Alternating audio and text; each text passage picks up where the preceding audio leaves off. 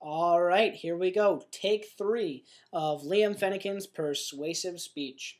Last time we got the entire speech recorded of me standing here, but it did not record the sound, which is, of course, not acceptable.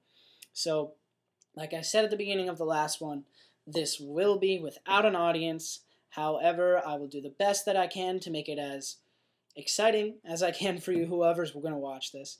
And I don't have my wonderful PowerPoint on a big screen behind me. All I have is this little computer. I'll show you all the pictures, but if I show you the words, they're going to be backwards because Photo Booth does a little reflection thing.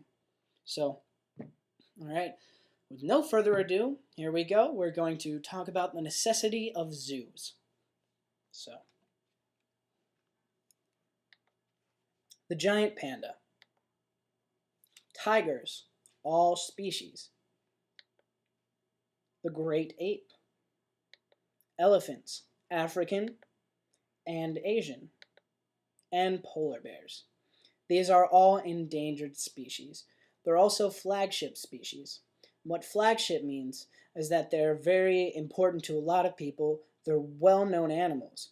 So when people learn about these animals and learn that they're endangered, it brings a lot of attention to the overall cause of conservation and endangered species. Now this is a passenger pigeon. In the 1860s, flocks of literally billions of passenger pigeons would flood out the light of the sky for hours, just passing over, blocking out sunlight. And people were a little bit surprised when in 1914, the entire race of passenger pigeons went extinct. It's kind of the same with the American buffalo. It's been estimated that before America became a populated country, that there were about 30 to 60 million wild American buffalo. And today, there's only about 3,000. Now, a little bit's being done to help these endangered species as of recently. In 1973, the Endangered Species Act was passed. And pretty much what that does is it protects any species that's at risk of becoming extinct. And there's currently 1,300 species of animal on the Endangered Species Act. And what this protection does is it makes it illegal to directly or indirectly harm any of these animals, or it is a crime. Now, a very important thing in protecting endangered species is the zoos. There's a lot of extinct animals that exist solely in zoos, just showing how important zoos are to biodiversity today. There's the Hawaiian crow, the Spix's macaw,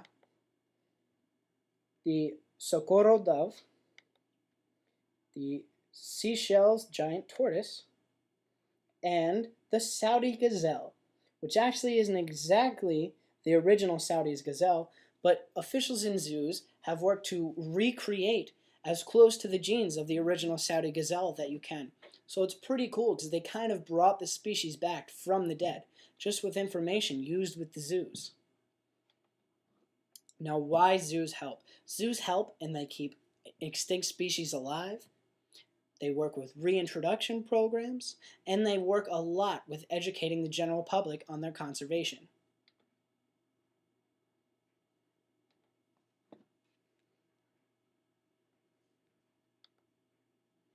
Now, what do zoos need to keep doing what they do best?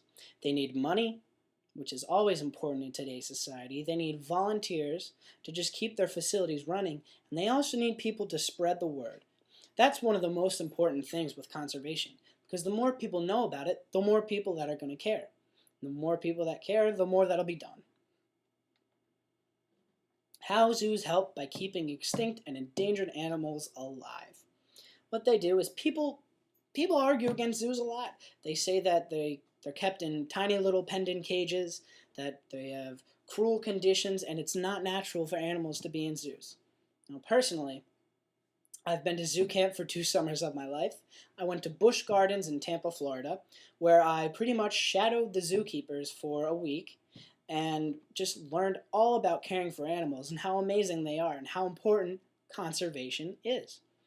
And all of these allegations couldn't be farther from the truth.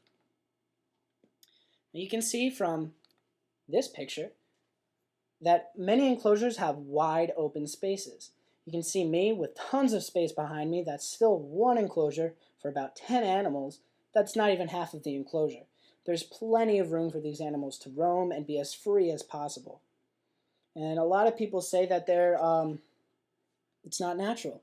They try to make their habitats as natural as they possibly can, along with their diets. They make their diets as close to as they would be in the wild. And also, animals in zoos are very, very pampered. They get food, treats, and all kinds of enrichment activities. This is actually a picture of a lion, Isis, and she is getting ready to catch her bloodsicle. Now, a bloodsicle is pretty much we take the runoff of blood when we prepare their meat, we put it in a bucket, and we freeze it. After it's frozen, it's kind of like a popsicle. So we throw the bloodsicle over to the animal. They'll get it. They'll lick it. It really cools them down in hot weather, and it makes them think, makes them work for their food a little bit, more like they would in the wild. So it just keeps their brains going. What that is called an enrichment activity. And also, this is a picture of me feeding an animal called a bongo. Now, all these animals at Busch Gardens get fed all the time. Now, it's not overfeeding because their diets are regulated very heavily, but people can pay to go on a safari, and you get to feed the animals, interact with the animals, so these animals get pampered all of the time. How zoos help with reintroduction programs. Now, what a reintroduction program is they'll take an injured or orphaned homeless animal from the wild, and they'll rehabilitate it and get it back into proper health and prepare it for life in the wild on its own again. And then they'll release it into the wild for a happy life. And under the same sort of umbrella are breeding programs. What breeding programs do is they take two animals of an endangered species, and they will breed the animals together. Then once that baby is born, they will make that baby's life as close as it would be into the wild. They'll work on it with enrichment activities until it's ready to be released into the wild to start its own life and boost the population of endangered species that are living in the wild.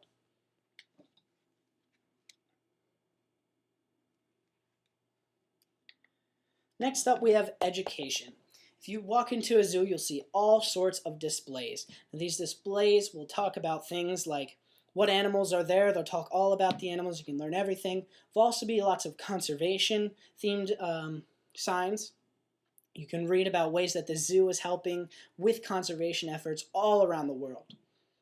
There's keeper talks at zoos, where a keeper will bring out an animal or talk about one of the animals that's enclosed. You can learn all about the animal, talk to the keeper, learn pretty much anything you want.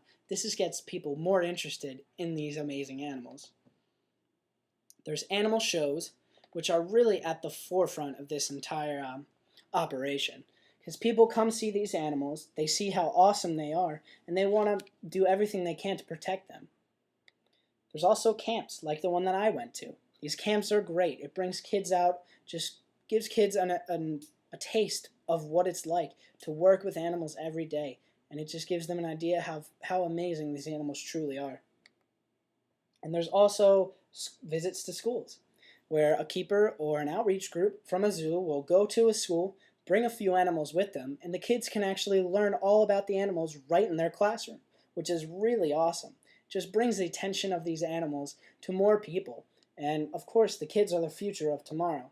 So when they learn about conservation in the future will be very improved. Biodiversity. Zoos help to maintain biodiversity. Now, biodiversity is defined as the great diversity of plant and animal life on this earth.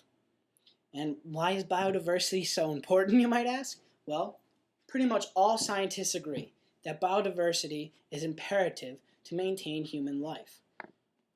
Biodiversity is responsible for regulating climates, purifying food and water, and human life depends on plants and animals. Not many people think of it that much today because everything is so processed. When you go back and look at it, you can see that everything eventually came from a plant or an animal. And there's also always that awe factor with biodiversity. If every ecosystem was the same, you wouldn't be able to go visit the Grand Canyon or the Outback, and nothing would be exciting. There wouldn't be any amazing things on this earth to look at. That's the awe factor with biodiversity. Zoos help to maintain biodiversity with their breeding and reintroduction programs, and they help keep the world as diverse as possible for younger generations. Now, just think about this. Would you want your grandchildren to never know what a lion is or never see a lion? Just things like that. Being able to keep the amazing animals that we see today alive for future generations to enjoy. And all that zoos and conservation groups need to keep going is your help. That's right, it doesn't take much. With funds and a little bit of help, zoos can help keep endangered species alive, work to maintain biodiversity, work with governments to protect wildlife. A lot of people don't think about that one that much, but zoos are really at the forefront of working with governments to keep more wildlife areas open, put more animals on the Endangered Species Act, just make this world more diverse, and continue their reintroduction and breeding programs, which just kind of help boost the natural population of endangered species in the wild, which is very, very important. Now, it's for your part. I challenge you to go visit a zoo, read the literature and the signs, and be open-minded. I can't stress that enough. Don't just walk by a sign and be like, oh, it'll be something boring. Take a look at it. See if it might be something boring to you, but it might be something that you've never thought of before or something that really interests you. You might even find something that will inspire you to help with conservation efforts. Just be open-minded. And then, if it's something that really interests you, go ahead and volunteer. Zoos have some salaried positions, but volunteers are really what help keep the operation running. Now, help keep our world diverse. Thank you for listening. Here's a works cited. It will be sent to my instructor. And that's it. So, zoos are important to this world. Thanks.